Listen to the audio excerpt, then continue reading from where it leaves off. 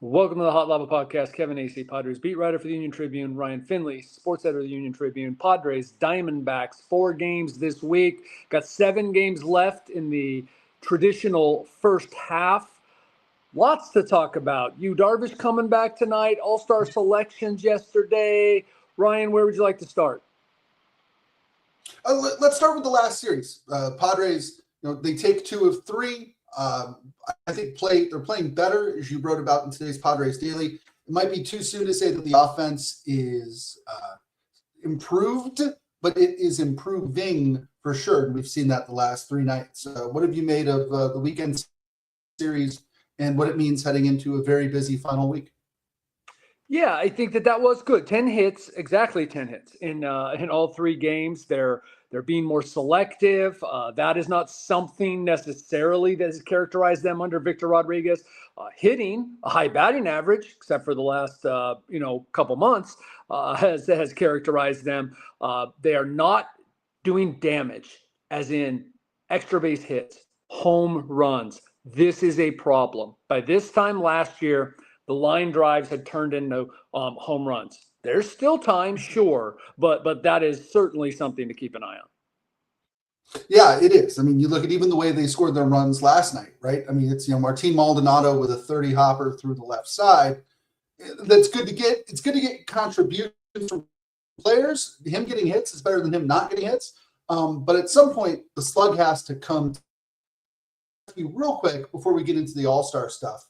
You sort of left a few breadcrumbs in today's Padres Daily about, be curious to see if any of these young Rangers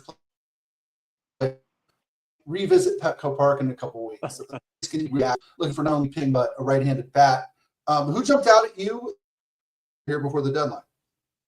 They got some good hitters on their team. I mean, I don't know that there's really anyone that's available. Adolis Garcia. I mean, that you're like, he's heating up, but you're like that, oh man, that would really definitely help. But guess what, Kevin? Like, there's not anyone that the Padres are going to get that you're going to be like, oh, there's not getting Juan Soto, who, by the way, was a disappointment compared to what Juan Soto was and has been since leaving the Padres. They have some nice left-handed hitters. That's not where the Padres need to go. I just think it's interesting that we're getting to the point where teams are starting to identify, but even the Rangers to some extent, there was no consensus on what they're going to do. Had they won yesterday, they would have been they would have been 1 game under 500, I believe. So and they're in a division where that makes them, or they're in a league where I believe that would have made them 2 games out of the last wild card. So they're not even convinced that they're going to be sellers. Right. And you can say the same thing about the team that comes here tonight, the Arizona Diamondbacks. There are a lot of reasons to think that they might be sellers, but man, I think they think they're buyers. And that's where we're at, I think, at this point. Even some of the sellers probably haven't come to terms with that yet.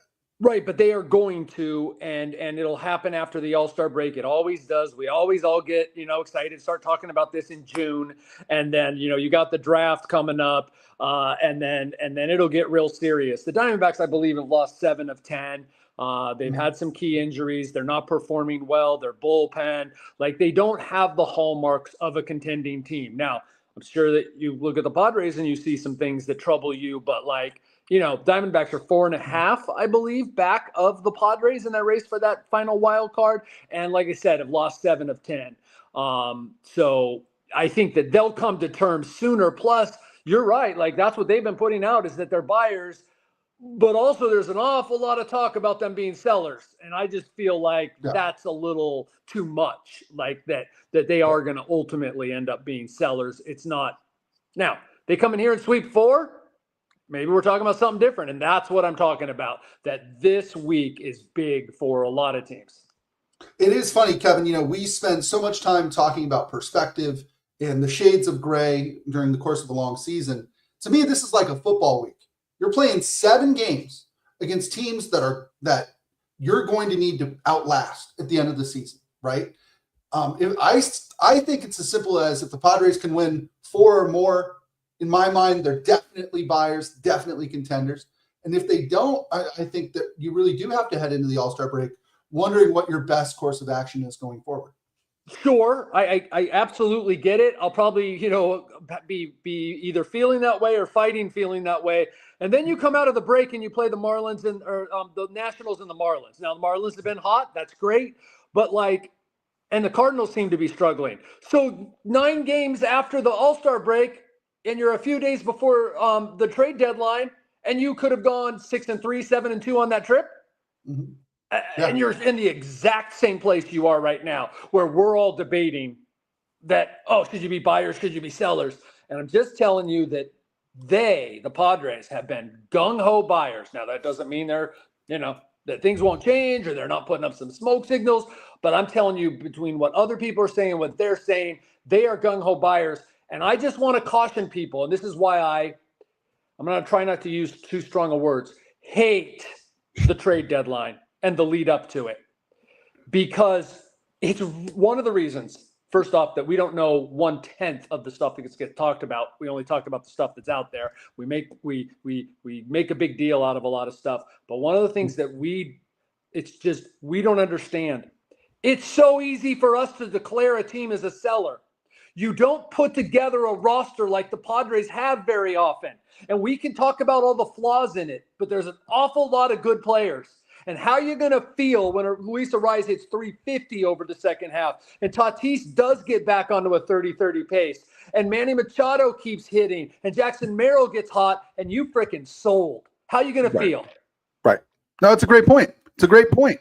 And so much of what the Padres need, I think, has to do with starting pitching. And, that challenge gets a little bit easier maybe starting tonight. Yu Darvish is back. Will make his first start of 2025. This is a guy who hasn't pitched since spring training, sort of shut himself down once during the recovery process because he wasn't feeling well. Kevin, what are reasonable expectations of Yu Darvish tonight? And what are reasonable expectations of Yu Darvish the rest of the season? Well, since there was this caution, since before even he was hurt, they talked about making sure that Yu Darvish was healthy for the second half. At the time when he was healthy, they were thinking more like August, September, October, need him to be healthy. Well, here we are. So since Yu Darvish was driving this train, and the Padres and Yu Darvish were so cautious, now that he's back, probably a ceiling of 75 pitches tonight. You'd assume that goes up a little bit next start before the break. Then he gets that break. I'm expecting him to come back and be Yu Darvish. I mean, I'm not saying 6 shutout. That's not always what Yu Darvish was. But I'm expecting him to give you those 5-6 quality innings, because that's why they waited. They waited so long, is that it was, when does Yu Darvish coming back give us the best chance to get the real Yu Darvish? Yeah. And, baseball's, by the way. Yeah, baseball's funny, Kevin. It's sort of out of sight, out of mind. A guy like Yu Darvish, I think so much time has passed since he last threw for them. You forget just how good he was. 7-3 with a 3.31 ERA last year, 78 strikeouts and 81 innings. This is a guy who has a career ERA of 3.6 against the Diamondbacks. Was stellar in the playoffs last year for the Padres. Won in Dodger Stadium, pitched his butt off, gave up 1 earned run in the playoffs. This guy could potentially be a huge addition to this Padres rotation. That's why they were going to be careful from the start before he got, shut down. His last 4 regular season starts and those playoff starts were remarkable. That is what sort of it coalesced for them, that we need to keep you healthy. We need to make sure, and whatever that is. And I would not be surprised if he's coming back tonight. Maybe there's some adrenaline, but that he's topping out mid-90s rather than 97, 98 with the fastball. There's going to be some changes to, as he approaches 39 years old next month, to have consistency and durability. Remember, every year he's been with the Padres, there's been an elbow issue. There's something wrong with the elbow. Um, and so it's almost remarkable the guy's still pitching. So they're going to be careful. But it's kind of also like, well, now or never. Like it's like, can you pitch or not? So here we are. Right. I was talking with some friends actually over the July 4th holiday about the Padres there for a while in the early 2000s, right after they moved into Petco Park. They had Greg Maddux in their starting rotation. They had David Wells in their starting rotation. Guys who were on the back ends of their careers, but still really fun appointment viewing. I put Yu Darvish in that category too. If you're listening, savor the Yu Darvish starts. He is so damn fun to watch pitch for starters. Just the mixes, the different ways he goes at it. I find him to be just a compelling part of this Padres organization. And again, a guy who I think we forget about because he hasn't pitched for them for so long, because we spent so much time talking about Michael King and Dylan Cease, the guys who are pitching, right, or were to start the season. Somebody like Yu Darvish, I think, is a real treat to watch pitch. And I'm looking forward to seeing what he can do now that he is, quote unquote, healthy, or at least as healthy as he's going to be. Yeah, this is a big deal, and it's a big deal globally too. I mean, one of the Japanese reporters who covers the Yu Darvish, now also covers Yusei Kikuchi, and then if there's needs some help on Shohei Ohtani, but like, just let me tell you like how big Yu Darvish is. Yusei Kikuchi was starting in an actual game, and T went to Lake Elsinore to watch Yu Darvish throw to minor leaguers in a simulated game for 3 innings. Wow. Yu Darvish is the godfather. Now, there was Hideo Nomo, right? Like the first, right? But Yu Darvish, when he pitches tonight, will have pitched in more major league seasons than any Japanese pitcher. He's had more success than any Japanese pitcher individually and over a long period of time. This is a gigantic thing. And then to your point of like, as baseball fans, yes, it can be a real pleasure to watch you pitch. Yeah, enjoy it while you can, because there aren't a whole lot of pitchers left in baseball who have the arsenal that he has, who have the, I think, self-awareness that he has, both physically and otherwise. Kevin, you've covered him since he got here. He sort of stands alone when you talk about the trust that they have in the player to trust his body, correct? Yes, and that's a testament to how he pays attention. Also, it's a testament to the Padres, and in particular, AJ Preller has known him for 15 years or more. So, it's always been like, and it didn't fit well in this world where we need an answer every day. Right. But it's always been like, this was how it's going to play out. And by that, I mean, like, we didn't know, but like, they were just going to go with the flow with you because of how they feel about him and who he is. Yeah. Another pitching injury update, Kevin. I know we were able to sort of get a little bit more info out of Michael King, or about Michael King, here over the weekend. You had a note in today's Padres Daily. You think it's going to be at least next month when he pitches again? No plans for them to bring him back sooner than that, we don't think? It would be impossible, Okay. really. If he was out there today throwing 90, which is far from where he's at,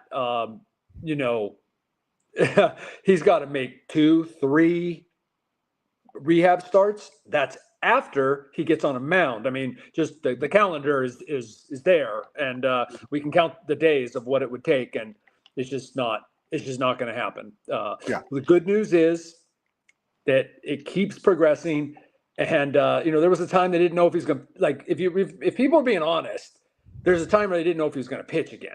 Now, you don't just throw that out there when it's happening, because then people lose their minds, and that's where people go. I know this for a fact, since I will put out something that says the range of options are that he could be back in 2 weeks or 8 weeks. And people are like, his career is over. Right. Like, what? So, we've got to be judicious in how we talk about this, but like, it appears that we passed the worst. So I can say, like, there was a time when, and I've tried to say this, no one has guaranteed, to this day, no one is guaranteed that he will pitch again this year. Right. So, but they are absolutely optimistic and just short of very sure that Michael King will pitch.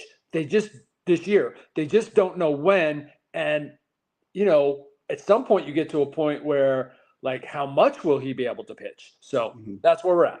Right. I look at this a little bit the way I looked at the Darvish stuff last year, which was if they could tread water until he comes back, and if they could be assured that he is coming back, maybe that then becomes the short-term goal, right? The short-term goal is get into playoff position, even if you're the final wildcard team, by the time you get your co-ace back, whenever that is. Yeah, it's interesting. Were we just all optimistic Joe Musgrove because Joe Musgrove was going to come back? But if you think about last year at this time, yes, Dylan Cease was dealing, Michael King was dealing, but also remember, we didn't know still at this time how long he was going to be able to go. Like, he was saying he was going to go through to the playoffs. We didn't know. And truthfully, the Padres just now we're starting to really buy into hey, this guy can do it. But we did not know Joe Musgrove's status, and we did not know Darvish's status last year. So, like, there's a lot of reasons to be concerned, or at least wary of the Padres at this point. But there was last year too, and they ended up winning 93 games. Yep. Like with Darvish, how soon we forget, right? This was a team last year that heading into the All-Star game, we had a lot of questions about, right? And then they go Cleveland, DC, Baltimore. Dylan Cease throws the no-hitter. They start that heater that they spent most of late July on. They had Jason Adam, an All-Star, at the trade deadline, and they put together the second best season they've ever had. Things can turn, but things can turn the other way too. I think that's the most Padre fans, I think, are just nervous now because, there's no telling which way this is going to go. Is this going to be 2022? Is this going to, or I'm sorry, 2021? Or is this going to be 2024? Or is it going to be 2022? Remember, and yes, they started at a place of 17 above on June 17th. Right. But from June 16th, June 17th, they started a 3-month exactly, by the way, period of playing 5 under. All right. Now it still left them 12 over, right? Still left them like 1 game up in the wild card, but they were sinking. It's like seasons go in funny ways. So now you mentioned 21, 17 over on August 10th and ended up 4 under. So taxing the bullpen, wondering where your next starting pitcher is going to come from. Yeah. That's why tonight's big. That's exactly why tonight's big. Tonight it's Darvish against Zach Gallen, a matchup between two guys who, this time last year might have been an ace versus ace showdown. Zach Gallen's been terrible. He's 6-9 with an ERA at about 5.5, giving up a ton of home runs this year, which is something he hasn't really done in his career. Strikeout rate is at a career low. I think a very good pitcher most of the time. I'm having a terrible year. Going up against, again, like we talked about, Darvish making his debut. Tomorrow, Merrill Kelly, guy who always seems to get the best of the Padres, 9-5 with a 3.57 ERA against the Padres in 17 starts, against Nick Pivetta, who maybe by this time tomorrow will be an all-star. Who knows? But he is not selected to the initial team. He's 9-2 with an ERA of 3.25. You get into Wednesday, Brandon Pfaadt versus Dylan Cease. Desperately need a good start from Dylan Cease.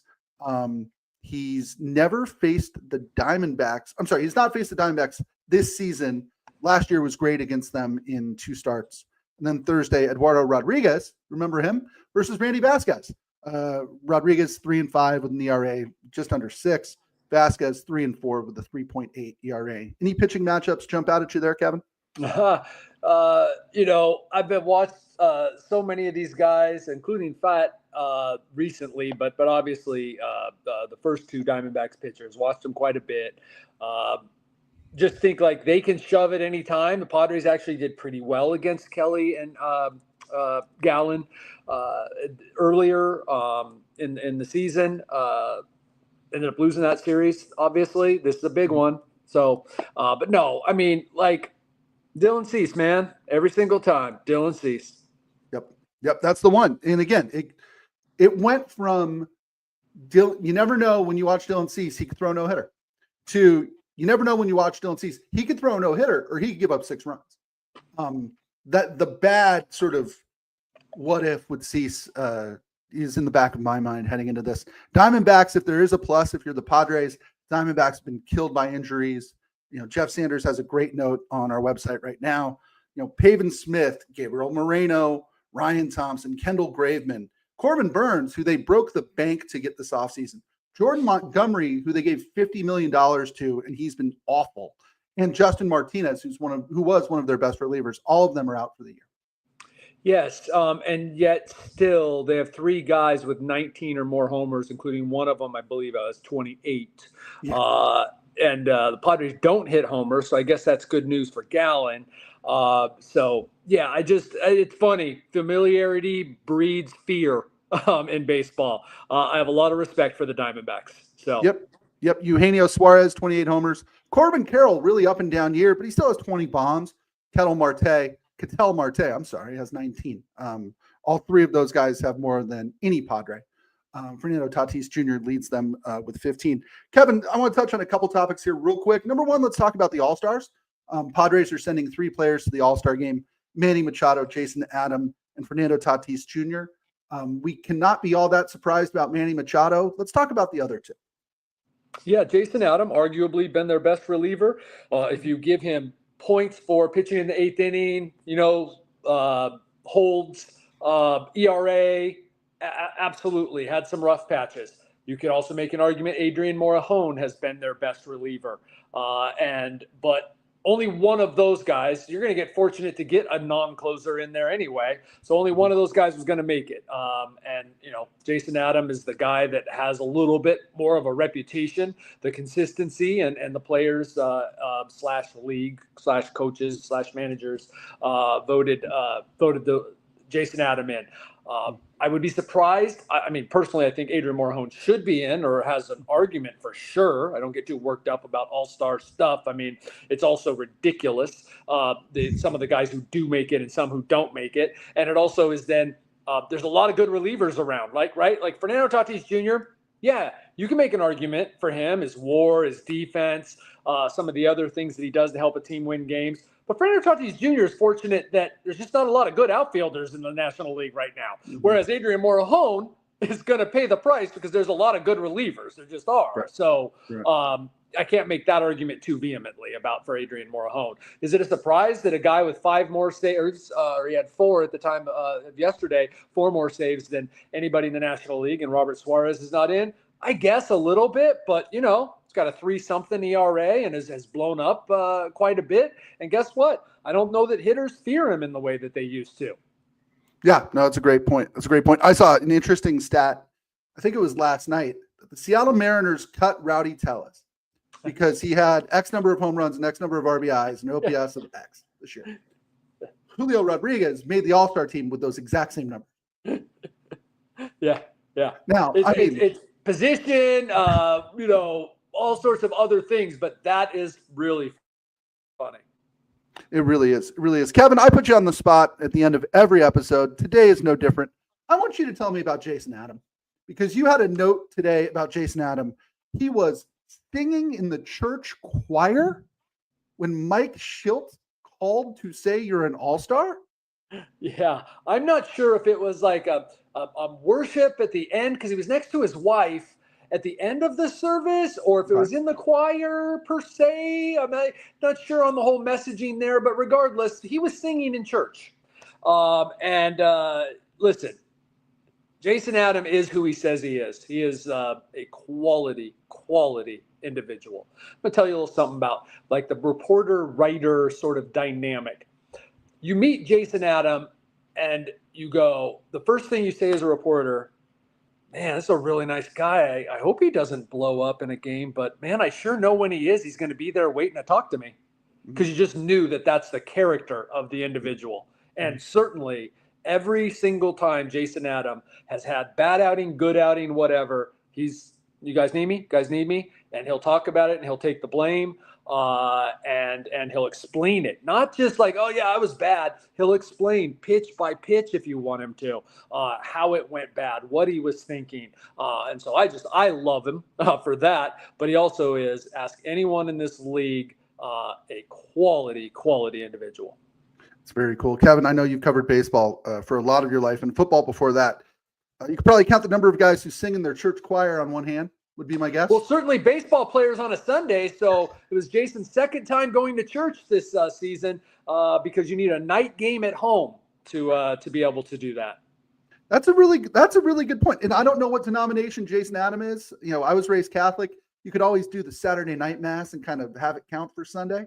I don't know if that counts. They do a 5 o'clock. It counts. You can watch on video any day of the week now, and have that count. But well, he's busy on Saturday nights too. So I know that was a real treat for him and his family. Of course, he was traded last year. He'd been traded before, so his wife's and they love San Diego, love it.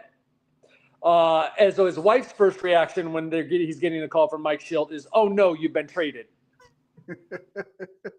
That's what happens when AJ Preller's your GM. Nobody's off limits, hardly ever. Padres Diamondbacks, huge 4-game series this week as we wrap up the unofficial first half of the baseball season. 4 with the Diamondbacks, 3 with the Phillies.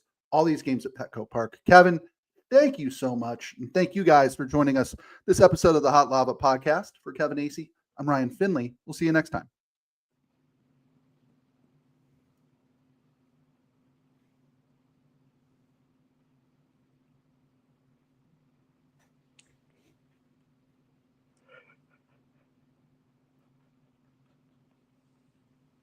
Play the music.